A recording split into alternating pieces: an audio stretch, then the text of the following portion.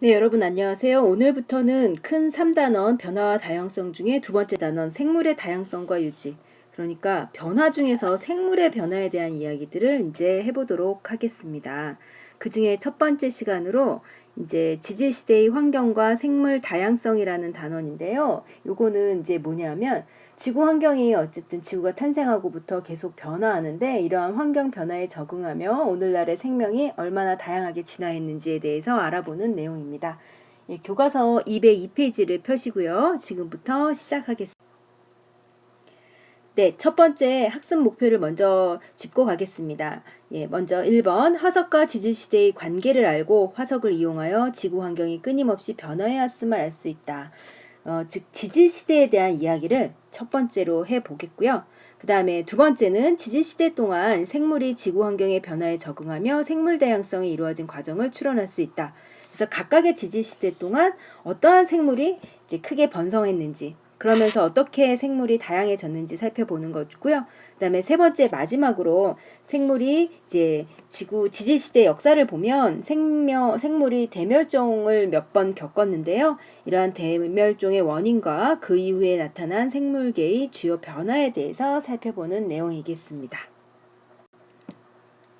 네, 제일 먼저 이제 그 익룡이 어떻게 진화해 왔을까 화석 3개를 보고선 예, 순서를 한번 추론해 보는 내용인데요. 요 내용은 여러분 수업 시간에 한번 같이 해보도록 하고요. 오늘은 바로 학습 내용으로 들어가겠습니다.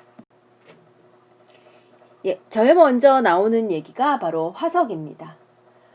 지층에 남아있는 이제 화석이 있는데요. 화석 뭐 다 여러분 잘 알고 있을 겁니다.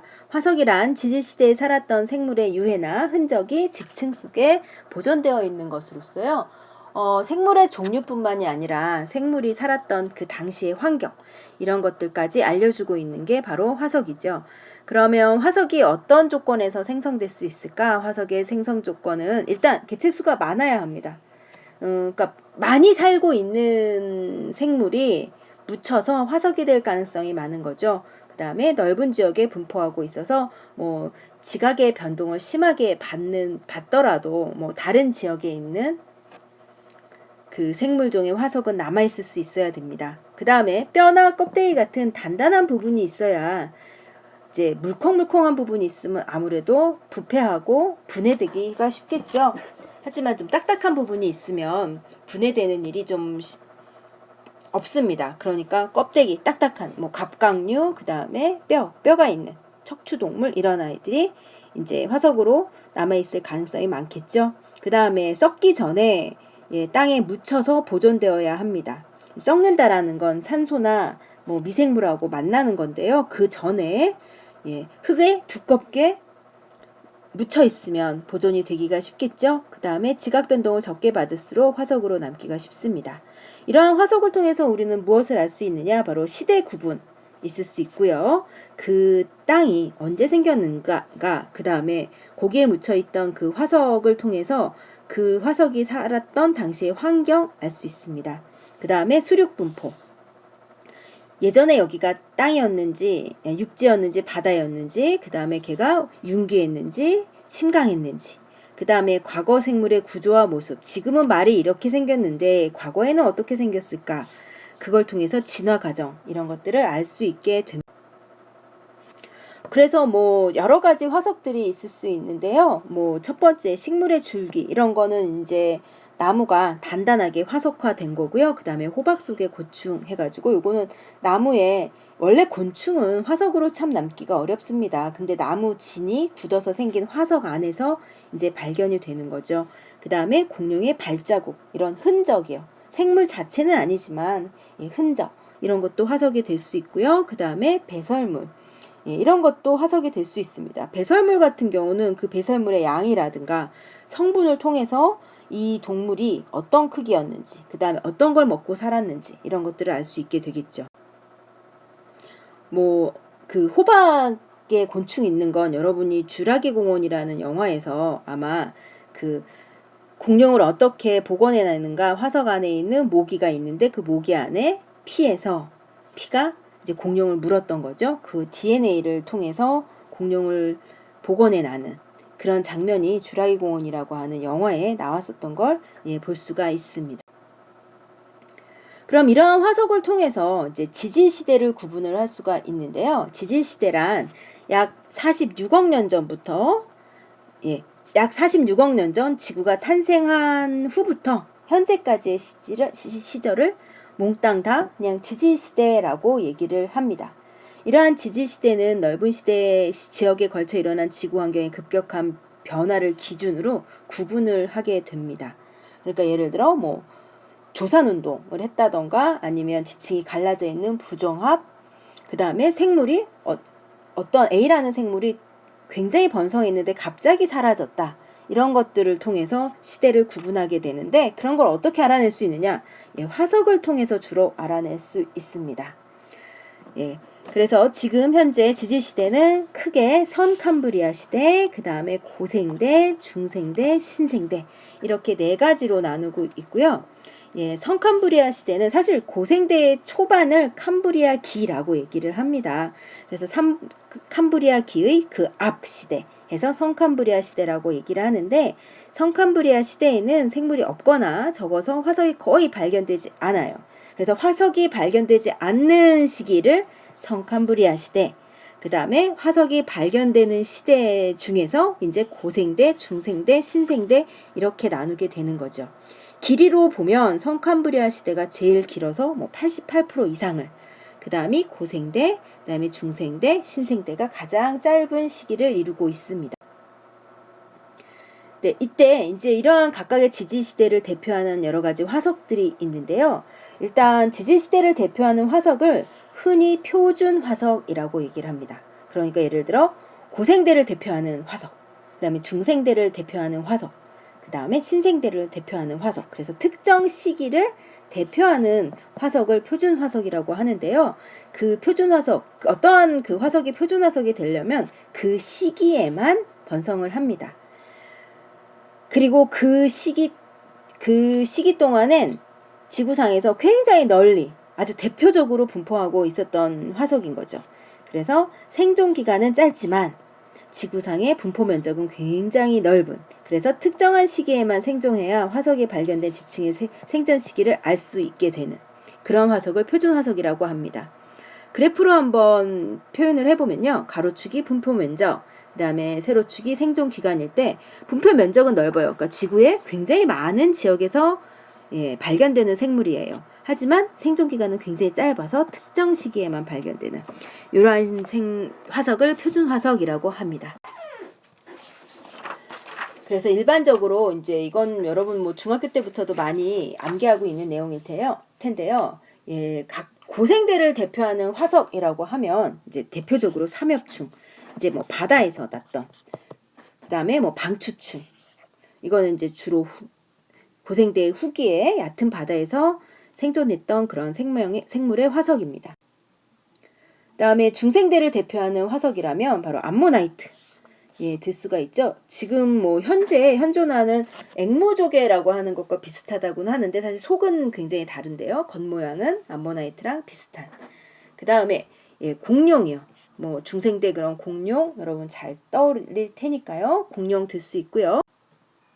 그 다음에 신생대라고 하면 굉장히 큰 대형 포유류인 매머드, 이제 코끼리처럼 생겼는데 그보다 훨씬 큰, 마지막 빙하기 때 멀쩡했다고 하는 매머드를 들 수가 있고요. 그 다음에 화폐석, 동전처럼 생겼다고 해가지고 화폐석이라고 부르는 그런 생물의 화석이 바로 각 표준 화석, 대표적인 표준 화석이 되겠습니다.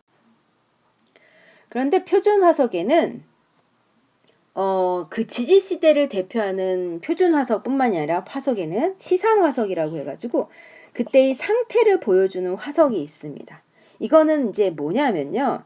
지금도 생존하고 있어서 그 생명체가 어떠한 환경에서 살고 있는지를 알 수 있는 생물인 거예요. 그래서 특정한 환경에서만 서식하는 생물 화석입니다. 그러니까 이 화석이 발견됐다면 이러한 환경을 가진 곳이었구나 라고 하는 걸 알려주는 거죠. 그래서 그 화석이 발견된다면 그들이 살았던 당시의 기후나 수륙 분포, 대륙의 이동 등에 대한 정보를 알 수 있게 되는 겁니다. 그래프로 살펴보면 분포 면적 아주 좁은 지역에서만, 그러니까 특정한 환경에서만 살 수 있는 생명체. 그리고 그게 대부분은 사실은 지금도 그 생명체가 살고 있어서 그 환경을 유추할 수 있는 그런 것인 경우가 대부분입니다. 그래서 분포 면적은 좁지만 생존 기간은 긴 이런 걸 시상 화석이라고 합니다. 그래서 우리 교과서에 지금 206페이지에 보면 해보기 해서 과거 지구에 살았던 생물의 생활 환경이라고 하는데요. 이 해보기가 바로 시상 화석을 알아볼 수 있는 그런 내용입니다. 이제 뭐냐면 지금 현재 지구에는 산호와 고사리가 현존하고 있는데 얘네들이 화석으로도 발견되고 있습니다. 이때 어느 지역에서 산호 화석이 발견됐다면 그 지역은 어떤 환경이었을까 알아낼 수 있겠느냐. 그 다음에 고사리의 화석이 발견되었으면 어떤 환경이었는지 알아낼 수 있겠느냐 하는 거죠. 그래서 지금 현재도 살고 있는 산호와 고사리의 서식 환경을 살펴보면은요, 산호는 따뜻하고 수심이 얕은 바다에서 이제 서식하고 있고요. 고사리는 따뜻하고 습도가 높은 육지에서 서식합니다. 그러니까 산호의 화석이 발견됐다면 그 시절에 바다였겠구나라는 걸 알 수 있고, 그 다음에 고사리 화석이 발견되었다면 그곳은 육지였을 것이다라는 걸 알 수 있다라는 겁니다. 그래서 실제로 강원도 영월에서는요, 산호의 화석이 되고 있는데요. 영월이라고 그러면 대표적인 태백산맥이 있는 곳. 그러니까 산이 많은 육지 지역이죠. 그런데 산호 화석이 발견되었다라면 바로 그것은 예전에 그 지역이 바로 바다였고 그것이 지금 융기에서 육지가 되었구나라는 걸 알 수가 있다는 거죠. 그래서 이러한 화석을 통해서 과거의 대륙 수륙 분포가 어땠는지를 알 수가 있습니다. 지금 두 가지 예가 나와 있는데요. 메소사우루스라고 하는 지금 파충류입니다. 이 파충류가 지금 현재 남아메리카, 브라질 지역이라든가 아프리카에서만 발견되는 화석인데요. 사실 이 파충류가 이렇게 넓은 지금 아메리카와 아프리카 사이의 바다를 넘어서 이렇게 이동했을 거다라고 생각하기는 쉽지 않죠. 과거에. 예전에 지지시대에. 그럼에도 불구하고 남아메리카와 아프리카에서 발견된다라는 얘기는 아마도 과거에는 이 두 대륙이 붙어 있었던 거였을 것이다 라는 걸 알려주게 되는 거고요. 그 다음에 이제 글로소프테리스라고 하는 애가 있는데요. 얘는 식물이에요. 그것이 식물인데 식물은 당연히 특히 이동을 하기가 어렵죠. 그런데 이 화석이 남반구 쪽에 있는 대륙, 남아메리카, 아프리카, 그 다음에 남극, 그 다음에 호주, 이 지역 전체에서 다 발견된다고 합니다. 되게 멀리 떨어져 있는 그런 대륙에서 발견되는 걸로 봐서 옛날에는 이렇게 한 덩어리로 모여 있었구나라는 걸 알 수 있게 해줍니다. 이처럼 몇 가지 화석들은 그 당시에 화석이 발견됐을 당시의 환경을 알려주고 있습니다.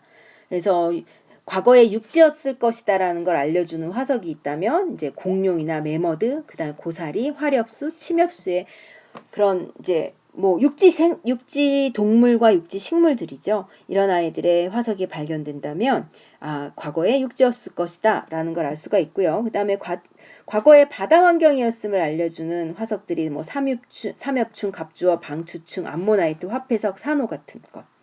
그래서 바다 생물이 육지에서 발견되었다면 그 지층은 바다에서 만들어졌다가 그 후에 융기되었을 거다라는 걸 알 수 있습니다.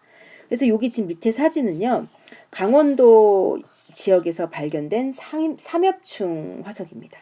이거는 이제 강원도의 박물관에 실제로 이제 전시되고 있는 건데요. 산에서 삼엽충의 화석이 발견되었다. 그럼 그 지역이 바다였구나라는 걸 알 수 있는 거고요. 이 오른쪽 사진은 히말라야에서 발견된 암모나이트의 화석입니다. 그러니까 히말라야라고 하면 굉장히 뭐 엄청 높은 산맥이죠. 산. 그런데 여기 안에서 바다에서 살았던 암모나이트의 화석이 발견됐다. 그러니까 그 지역이 예전에는 바다였을 것이다라는 걸 예측할 수 있게 됩니다. 예, 그리고 화석은 또 생물이 어떻게 진화했는지를 알 수 있습니다. 이제 지층에서 지층에 있는 화석 혹은 배우진 않지만 방사성 동위 원소의 분석 이런 걸 통해서 지층의 연대를 밝혀낸 다음에 같은 생물의 화석인데 생성 시기가 다른 그런 화석들을 시기별로 나열을 해보면 그 생물이 어떻게 진화해 왔는지를 알 수가 있게 되는 거죠. 지금 이 그림은 지금 고래의 화석인데요. 고래의 화석이 예전에는 이렇게 뒷다리가 있고요. 다리가 있고 있었대요. 다리가 그래서 이제 앞다리 같은 경우는 지느러미로 진화를 했을 거고 뒷다리 뼈가 있었던 화석이 있는 걸 봐서 이 고래가 예전에는 육상 생활을 했던 포유류였겠구나라는 걸 예상을 할 수 있게 됩니다. 네, 그래서 지금까지 공부한 내용을 짧게 문제를 통해서 확인을 하고 넘어가도록 하겠습니다. 고생대, 중생대, 신생대를 대표하는 화석의 종류를 각각 써라 했는데 고생대 그러면 삼엽충, 방주충. 그 다음에 중생대, 암모나이트 공룡, 신생대, 화폐석 메모드 이런 거 들 수 있겠죠. 그 다음에 대규모의 산호 화석이 육지에서 발견된다라면 그 지층은 그 시기에 바다에서 생성되었다가 수면으로 융기했다라는 걸 알 수 있습니다. 네, 그러면 이제 두 번째로 각각의 지질시대에 어떠한 생물들이 살고 있었고 환경이 어땠기 때문에 어떤 생명의 변화가 일어났는지를 이제 살펴보도록 하겠습니다. 예, 제일 먼저 성캄브리아 시대인데요. 46억 년 전부터 보통 5억 4천만 년 정도까지의 굉장히 긴 시기를 성캄브리아 시기라고 얘기를 하는데요. 이때는 생명체가 바다에서 탄생했지만 오존충이 생기기 전이기 때문에 자외선 때문에 주로 바다에서 생활한 그런 생명의 화석이 발견되고 있습니다. 이때 최초로 발견된 화석이 이제 35억 년 전에 남세균이라고 하는 광합성을 하는 생물이 만들어낸 그런 화석 스트로마톨라이트라고 하는 건데요. 이런 게 최초의 화석이다라고 얘기를 하고 있습니다. 그 다음에 이제 성캄브리아 시대 말기에는 다양한 그 바다 다세포 생물들이 출현을 하는데요. 이게 이제 원래는 캄브리아 시대에 그러니까 고생대 초기 캄브리아기라고 하는데요. 그때 다세포 생물이 있었을 거다라고 과학자들이 생각을 하다가 그거보다 더 전에 다세포 생물들이 였다는 화석이 여러 군데 발견됩니다. 그러면서 성캄브리아 시대의 후기에는 다세포 생물들이 출현했구나라는 걸 과학자들이 이제 확인하게 되고요. 호주의 에디아카라라고 하는 그런 동굴에서 발견이 된 거를 따서 에디아카라 생물군이라고 얘기를 합니다. 예, 해파리나 산호 같은 것에 이게 좀 보면 해파리처럼 생겼죠. 이런 것의 조상이지 않을까라고 생각되는 그런 생물들의 화석입니다. 예, 그러다가 이제 고생대로 들어오게 되면요. 고생대는 대체로 굉장히 온난한 기후였다라고 얘기를 합니다. 예. 굉장히 다양한 해양 생물이 증가를 하게 되고요. 드디어 오존층이 형성되면서 생물이 육상으로 진출하기 시작을 합니다. 그래서 육상에 이제 양서류, 개구리 같은 거 알죠? 그 다음에 양치식물, 이거 고사리 같은 거 생각을 하면 됩니다. 출현하면서 이런 아이들이 이제 번성을 하게 됩니다. 특히 이제 이런 양치식물이 석탄을 만들었을 것이다. 이제 굉장히 많이 번성했었고 이런 것들이 오랫동안 땅속에 묻혀 석탄을 형성했을 것이다라고 생각을 하고 있습니다. 그러다가 고생대 후기에 되면 이제 대륙이 합쳐집니다. 이거 초대륙, 판게아라고 얘기를 하는데요. 그러면서 생물종의 수가 굉장히 크게 감소하게 됩니다. 바로 대멸종이 일어난 시기가 고생대의 말기, 후기라고 얘기하면 되겠습니다. 네, 두 번째 이제 중생대인데요. 세 번째 중생대 때는 굉장히 격렬한 화산 활동이 굉장히 많이 방출되기 때문에 화산 활동으로 방출된 이산화탄소가 이제 온실 효과를 일으켜 가지고 굉장히 기후가 온난했습니다. 예. 이때 이제 파충류 같은 아이들이 굉장히 번성을 했고요. 특히 공룡이 번성을 했습니다. 그다음에 식물로는 거시 식물들이 이제 번성을 하게 됩니다. 그러다가 이제 그리고 이제 뭐 대표적으로 암모나이트 같은 거 들 수 있겠죠. 그러다가 말기에는 암모나이트나 공룡이 대부분 멸종을 하게 됩니다.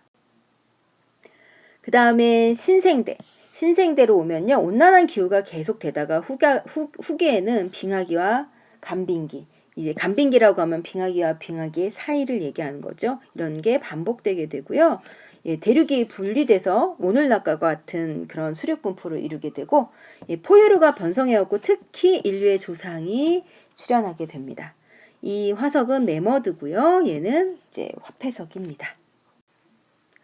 지질시대의 환경과 생물을 이제 교과서에 있는 그림으로 정리를 해보자면 성캄브리아 시대에 오존층이 없어서 자외선, 그래서 육지에는 생명체가 살 수 없었고 바닷속에 생명이 탄생하고 드디어 남세균이 출현해서 광합성을 하게 됩니다. 이 남세균에 의해서 생긴 그 화석이 스트로마톨라이트라고 하는 거고요. 그 다음에 다세포 생물이 출현하고 이러한 것들 에디아카라 동물군이라고 얘기를 하게 됩니다. 그리고 고생대는 이제 오존층이 형성되면서 육상의 생물들이 이제 생기게 되죠. 양서류, 그 다음에 이제 그 양치식물 이런 것들이 번성을 하게 됩니다. 그 다음에 해양식물의 가지수가 굉장히 많이 번성하게 되죠. 뭐 삼엽충 같은 것들 있겠죠. 그리고 이제 중생대와 신생대를 보면 중생대 바로 공룡이죠. 공룡의 시대라고 얘기를 할 수가 있습니다. 그리고 신생대가 되면 포유류가 번성, 매머드죠. 그리고 드디어 후기에는 인류의 조상이 탄생을 하게 됩니다. 네, 그러면 확인. 원시 지구의 대기에 산소를 방출하기 시작한 최초의 광합성 생물, 바로 남세균이라고 얘기를 하겠죠. 네, 그러면 마지막으로 대멸종이라고 하는 걸 살펴볼 텐데요. 사실 대멸종을 현재에도 앞으로 대멸종이 인간에 의해서 이루어질 것이다 라고 이야기하는 과학자들도 있기 때문에 우리 과거에 어떻게 해서 생명체들이 갑자기 사라지게 됐는지를 한번 살펴볼 필요가 있겠습니다. 대멸종이란 많은 생물종이 환경변화에 적응하지 못하게 되거나 다른 집단과의 경쟁에서 도태되어 한꺼번에 엄청난 수가 멸종하는 거고요. 지질시대에 걸쳐 총 5번의 대멸종이 있었다라고 얘기를 합니다. 그 중에 고생대 말에 가장 큰 대멸종이 있었고요. 그 다음에 여러분 굉장히 유명한 중생대 말에 공룡이 멸종하는 그런 대멸종도 있습니다. 원인은 뭐 한 가지라고 얘기하기는 어렵고요. 다양한 원인들에 의해서 그 대멸종이 일어났을 거라고 하는데요. 대륙이 합쳐져요. 대륙이 합쳐지면 해안선이 줄어들면서 해양식물들이 많이 사라지게 되겠죠. 이런 식으로 대륙 이동에 따른 수륙 분포, 그러면서 해수면이 변화하게 되는 이런 거, 대멸종을 일으키게 됩니다. 그 다음에 운석이 충돌하고, 그 다음에 화산 폭발에 운석이 충돌해요.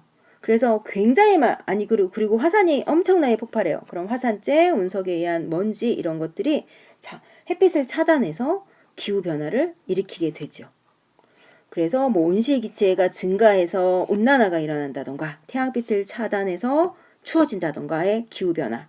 그 다음에 대기와 해양의 산소량이 갑자기 감소한다던가 이제 이런 것들이 전체적으로 봤을 때 대멸종을 일으키는 여러 가지 원인들이 되겠습니다.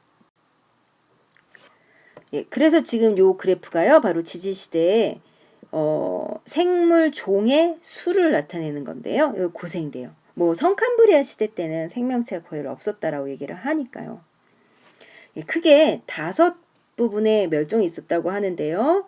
1차 이제 고생대 뭐 중반쯤에 해서 삼엽충과 완종류 같은 바다 생물이 사라지는, 그 다음에 어류가 번성하게 됐고요. 그 다음에 2차 대멸종은 어류의 대부분이 멸종하고 이후에 양서류가 멸종했고, 바로 3차 대멸종. 여기. 바로 고생대 말기. 이때요, 생물 종의 96%가 멸종했다고 합니다. 그러니까 대부분의 생명체가 이때 멸종을 하게 된 거죠. 근데 이렇게 멸종을 하고 나면 생물 종이 굉장히 줄어드는데 시간이 지나면 다시 생물 종의 수가 많아지죠.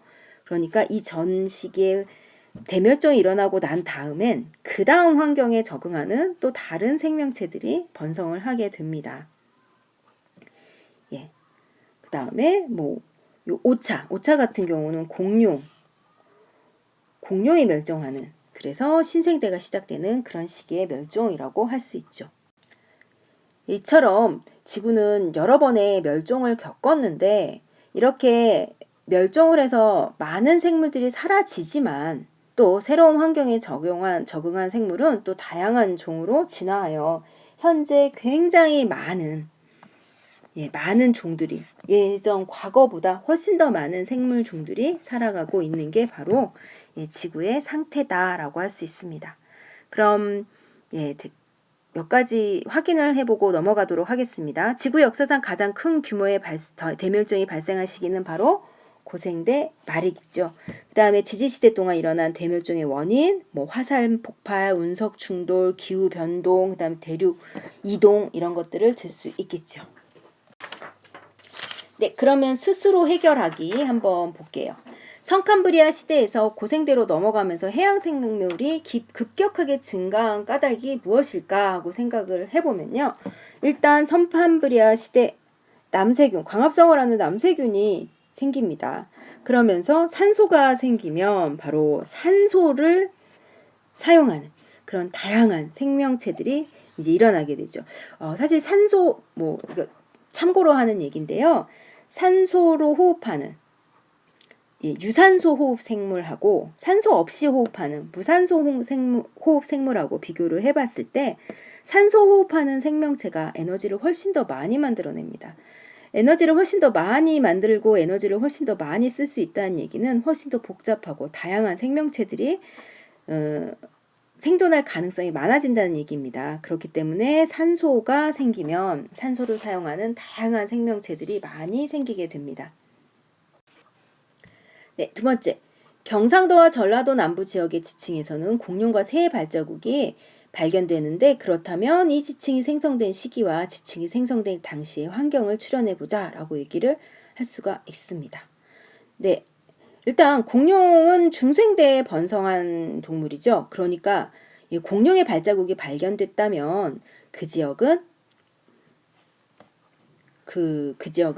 중생대 때 생성된 지층이며, 그 다음에 이제 공룡 같은 경우는 육상 파충류였으니까 그 지층은 육지, 중생대 육지였을 것이다 라는 걸 알 수 있겠습니다.